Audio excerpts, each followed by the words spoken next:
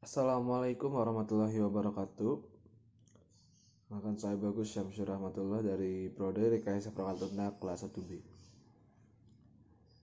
Teknologi adalah sebuah kumpulan teknik, keterampilan, metode, dan proses yang digunakan dalam produksi atau jasa dalam pencapaian tujuan. Teknologi juga dapat diartikan sebagai cara atau teknik untuk melakukan kegiatan dengan mudah. Akhir-akhir ini, dengan adanya proses globalisasi, perkembangan dalam bidang teknologi sangatlah cepat. Sudah tidak heran lagi bagi kita melihat teknologi pada masa ini yang sangat canggih dan baru. Kemudian, beberapa tahun terakhir, teknologi terus-menerus berkembang untuk memecahkan masalah yang ada. Salah satunya yaitu dalam bidang pendidikan. Semua pihak yang ada, pemerintah maupun swasta, berlomba-lomba untuk menciptakan teknologi untuk mempermudah masyarakat Indonesia dalam menggali ilmu pengetahuan. Dengan adanya perkembangan teknologi pada bidang pendidikan di Indonesia, mencari ilmu pengetahuan sangatlah dipermudah. Salah satu teknologi pendidikan yang tengah ramai yaitu aplikasi edukasi online atau bimbel online. Teknologi ini sangatlah mempermudah kita untuk belajar di mana saja dan kapan saja. Dengan adanya teknologi ini memberikan kebiasaan baru kepada masyarakat Indonesia, khususnya bagi pelajar.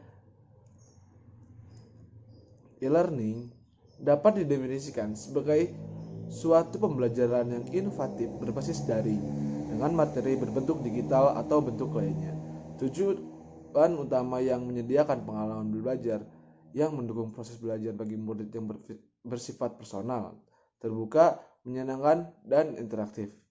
E-learning juga menunjukkan bahwa metode ini bisa menjadi masa depan pembelajaran perguruan tinggi di Indonesia. Kemudian ada beberapa dampak positif maupun negatif yang diberikan e-learning terhadap mutu pendidikan. Yang pertama, menghemat biaya. Salah satu dampak yang diberikan yaitu pengurangan biaya yang digunakan jika kita melakukan pembelajaran langsung. Pengurangan penggunaan kertas ketika pembelajaran, tinta spidol atau kapur ketika guru menjelaskan, dan biaya transportasi yang dikeluarkan oleh pelaku belajar dan mahasiswa karena e-learning dapat dilakukan di mana saja. Tetapi pengeluaran dapat dibilang masih cukup besar karena pemerintah maupun para orang tua harus mengeluarkan biaya yang untuk membeli perangkat yang digunakan dan biaya internet yang dapat dibilang tidak cukup kecil. Kemudian memfasilitasi gaya belajarnya masing-masing. Dengan diberikannya fasilitas e-learning, para pelajar dapat mengakses pembelajaran di mana saja dengan kebebasan para pelajar mau bagaimana mereka untuk mendengarkan atau membaca bahan ajar. Diberikannya kebebasan seperti ini diharapkan dapat membantu pelajar untuk menyerap ajaran dengan lebih maksimal. Kemudian, pembelajaran mandiri. Dengan pembelajaran seperti ini, diharapkan pelajar dapat sangat antusias untuk mencari dan menggali pengetahuan dari bahan ajar yang diberikan. Bukan hanya itu, di sini pelajar diajarkan untuk lebih mandiri untuk menghadapi sebuah masalah yang diberikan. Ada juga dampak negatif yang diberikan. Yang pertama, daya sosialisasi berkurang. Dikarenakan pembelajaran seperti ini dilakukan melalui jaringan, kondisi seperti ini dapat menyebabkan kurangnya sosialisasi sesama pelajar.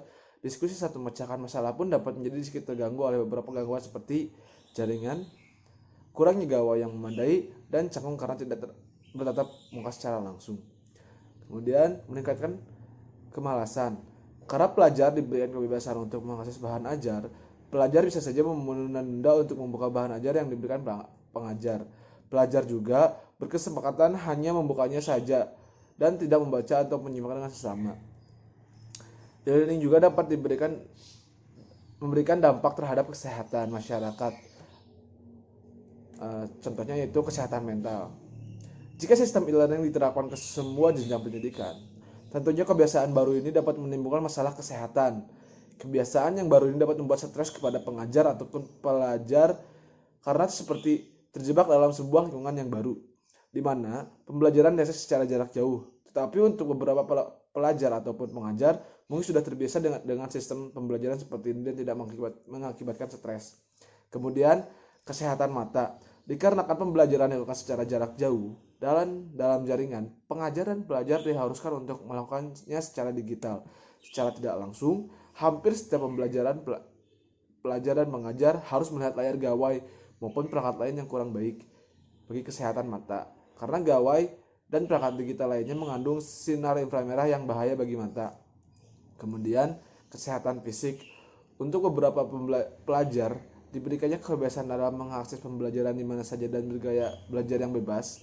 Kebiasaan ini dapat mengakibatkan penurunan kesehatan fisik yang cukup signifikan karena dapat menjadi peluang bagi beberapa pelajar untuk melakukan pembelajarannya secara tidur-tiduran dan juga kurang kegiatan karena pembelajaran pun dilakukan di rumah.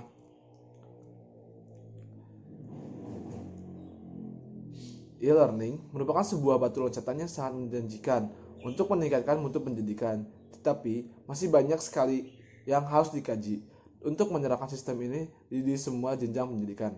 Pemerintah harus siap melakukan penyuluhan-penyuluhan terhadap pelajar dan orang tuanya agar siap melakukan e-learning. Dengan keinginan untuk meningkatkan mutu pendidikan, pemerintah dan orang tua juga harus siap untuk mengeluarkan biaya untuk memenuhi kebutuhan fungsional dalam melakukan pembelajaran secara digital. Terima kasih. Wassalamualaikum warahmatullahi wabarakatuh.